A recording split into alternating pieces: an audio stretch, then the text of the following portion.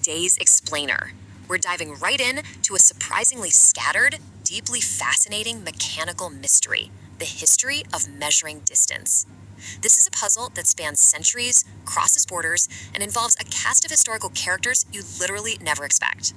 Think about it for a second. Who actually invented the machine that tracks your mileage? You'd probably assume a tool so absolutely fundamental to engineering and travel has one clear inventor, right? Maybe some famous mind tinkering in a workshop at the dawn of the automotive age.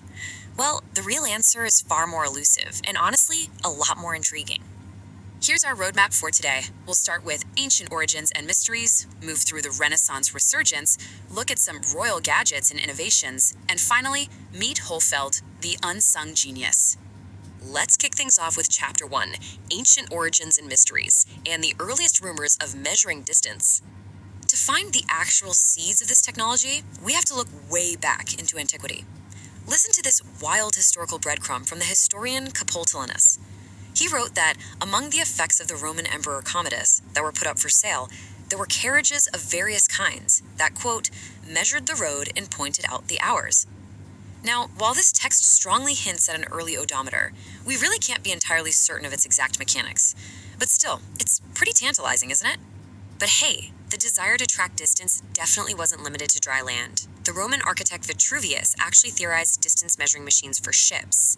And if we fast forward and look at the carvings on the magnificent ducal palace at Urbino, built by Duke Frederick, who died in 1482, we find some absolutely amazing evidence. The carvings literally depict a ship equipped with an odometer mechanism. The artist painstakingly carved out the wheels and springs to show how it was built, proving that well over 500 years ago, engineers were already deeply obsessed with solving this problem. Moving right along to Chapter 2, the Renaissance Resurgence, reinventing the wheel. As we push into the 1500s, this intense desire to accurately measure the Earth sparked some highly accurate mechanical innovations. And the mathematical accuracy they achieved here, it's simply mind-blowing. In 1550, John Fresnel, a physician to Catherine of Medici, used a carriage-mounted odometer to measure a degree of the meridian between Paris and Amiens. He recorded 56,747 toises, which is an old French measurement. Decades later, a scientist named Picard used advanced mathematics and improved methods to measure the exact same thing, and Fresnel's purely mechanical measurement was only off by about 300 toises. Fresnel achieved this astonishing precision with a carriage odometer, whose design, sadly, seems to be completely lost to history.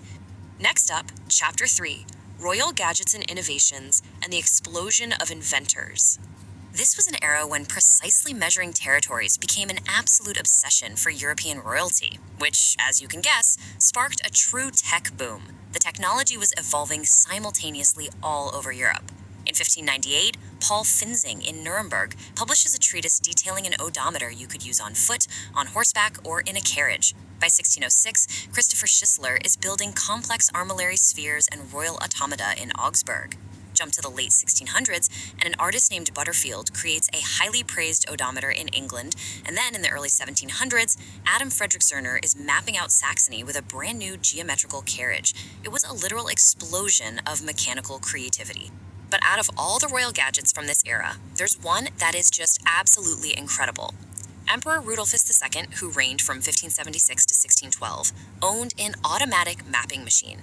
And we're not just talking about a basic dial with numbers here. Historical texts reveal it used a hidden magnet beneath a paper map. So as the user traveled, the magnet moved a small disc that physically punched holes into the paper, literally drawing the map in real time. I mean, it was basically a 16th century GPS tracker. How cool is that? That brings us to our final chapter. Chapter 4, Holfeld, the unsung genius, from lace maker to master mechanic. Now we're shifting our focus from the machines themselves to a fascinating, largely forgotten man who perfected them. The absolutely crucial point about Holfeld is his background. He wasn't born into royalty or academia, not at all. He was born in 1711 to poor parents in the mountains of Saxony, and he actually started his career learning the humble trade of lace making in Dresden. But his pivot into mechanics was totally unexpected. The guy just had this incredible, innate turn for engineering, and he started inventing machines simply to shorten his own labor in lace making. That gave him the free time to build air guns and clocks on the side. He eventually moved to Berlin, transforming himself entirely into a self-taught master mechanic. And Holfeld's output was frankly staggering. Just Just look at some of these inventions. He built a machine that physically recorded music as it was played on a harpsichord. He built thrashing machines, a fully adjustable hospital bed for sick patients, a pocket pedometer, and get this, even a safety carriage that allowed a passenger to instantly release runaway horses with a single push to save their own lives. A real game changer.